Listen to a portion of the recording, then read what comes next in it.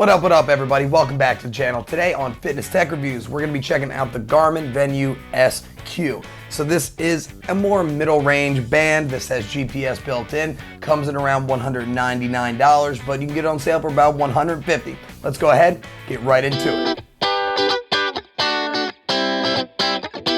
Let's go ahead and get into the specifications. So this does have a 1.3-inch LCD display. It is touchscreen and also have Corning Gorilla Glass 3, so it will be scratch resistant, and also have two other menu buttons on the right side. This does have great battery life as well, around 6 days, but if you're turning on all of your sensors and everything like that, I got around 4 to 5 days. And if you're looking to be in GPS mode, it's going to give you about 14 hours of built-in battery life with that. It does have 5 atmospheres of water resistance, so you can go swimming with this, and it has pretty decent swimming tracking as well. With its sensors, it does have a heart rate monitor. It also has an SpO2 sensor.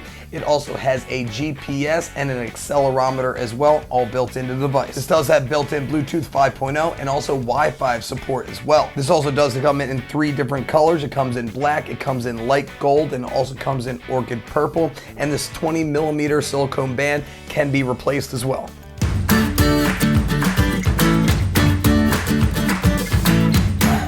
Real quick, let's go ahead and get into the Garmin Connect app. So your home screen looks like this. It has all of your recent things, your heart rate built right in. As you can see, it's live right here.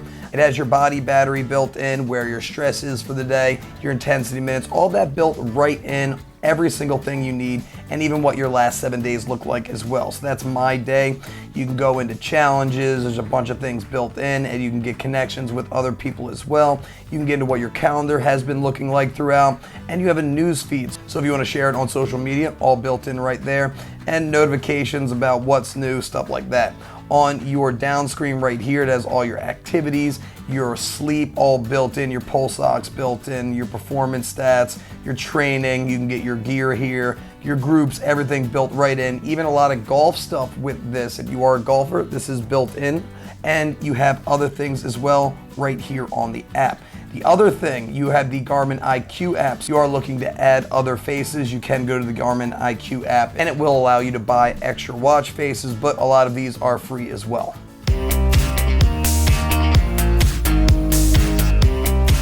Let's go again into the user interface of this guy. When you swipe up, it goes into all your widgets, how your day's been, how pretty much all of your metrics have been going as well, your history for the day, where your heart rate's been, your body battery, your hydration levels. And as you can tell, it does get a little sticky here and there in the actual app, and just go back, you do have to swipe from the left side. When you go down, again, you can reorder this any way you would like, your weather, all that built right in. Again, swiping from your left goes home, and again, not the most, easy way to get around your watch. As you can tell, I'm even having difficulties during this video.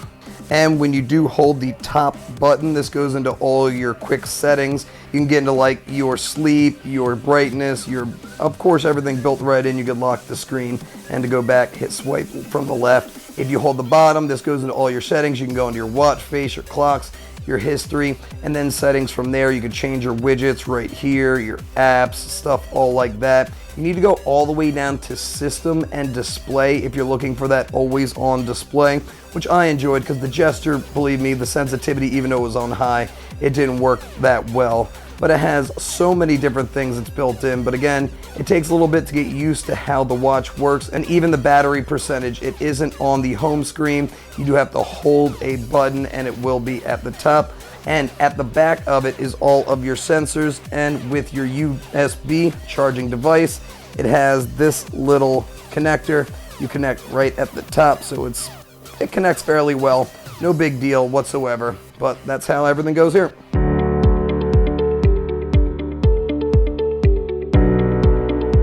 All right, let's go ahead and get into the fitness tracking. So with the fitness tracking, let's go ahead and get into what I've been doing throughout all my activities. Let's get into my cardio. So I did an hour-long cardio workout. They don't have many different, workouts built in, so I did have to pick cardio. It was a CrossFit type workout. And as you can tell, my Whoop right over here, it actually tracked my heart rate fairly well, but bands around your wrist, typically on workouts where you're doing a lot of wrist flexion, you'll lose a little heart rate here and there. and you can kind of see that as well. But it gives you a lot of great data built right in and what it's all about. And going from cardio, let's go into my run. So this is where it really does benefit. So when you are going to run and using the built-in GPS, you do have to wait a little bit for it to connect with the GPS. So it did lose a little bit of my run. So it goes in, you can kind of check out where your run is.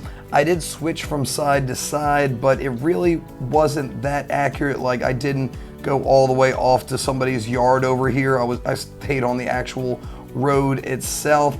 But in general, it did fairly well, especially for a GPS right in, and it tracked my mile really well too.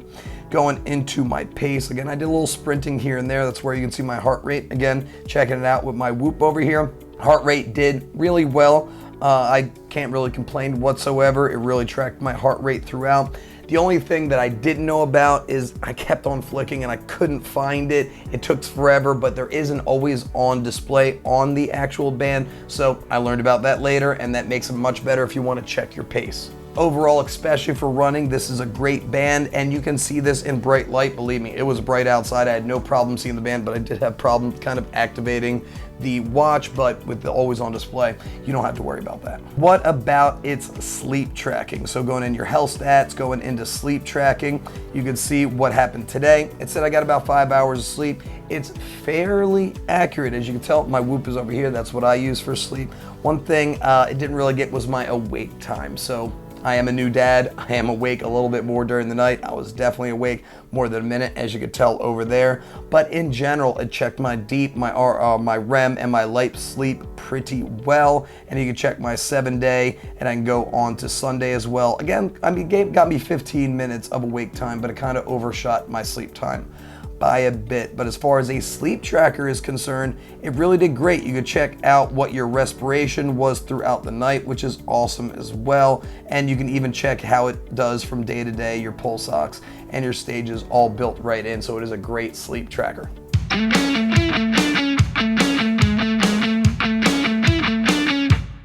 All right, so what are my recommendations with this guy? It is pretty good, $199, maybe a little bit more on the expensive side for what you get. The Fitbit Charge 4 is around $150, and it gives you pretty much everything that this does, but it doesn't have the bright, vibrant display that the Garmin does. But the Garmin does have coaching built into the app, so that is great. If you are a runner and you're looking to jump into the Garmin ecosystem and you're looking for something that's a little bit more fancy with a smartwatch feature, you really can't get much better at this price range because this screen is very vibrant.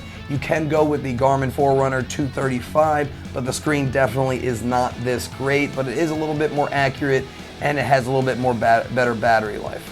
If you are looking for something that doesn't need to have a big screen, again, the Charge 4 might be something a little bit better. And if you don't need something with GPS built in, there are a lot of other bands for less money that you can go ahead and get. But for a band that has GPS built in and has a great screen like this and pretty decent battery life, you really can't get much better than the Venu SQ, to be perfectly honest, and especially with Garmin and how well they typically do with running, cycling, swimming. Basically, if you're a triathlete, Garmin's kind of your go-to one. And of course, it has all the things built in, Corning Gorilla Glass. It's very sturdy, even though it feels a little bit cheap. And the user interface isn't the most intuitive when you're first starting out, but you do get used to it. Well, hopefully you guys enjoyed this video. Please smash that like button if you enjoyed this video, and please consider subscribing because I got tech reviews each and every week, and please hit that bell button so when those new videos do come out, you're gonna be the first one to know. And if you end up using the links down below to purchase your product from Garmin, a little bit of that is gonna help me grow my channel. But as always, stay happy, stay healthy, and above all, stay positive. I'll see you guys in the next one. Bye.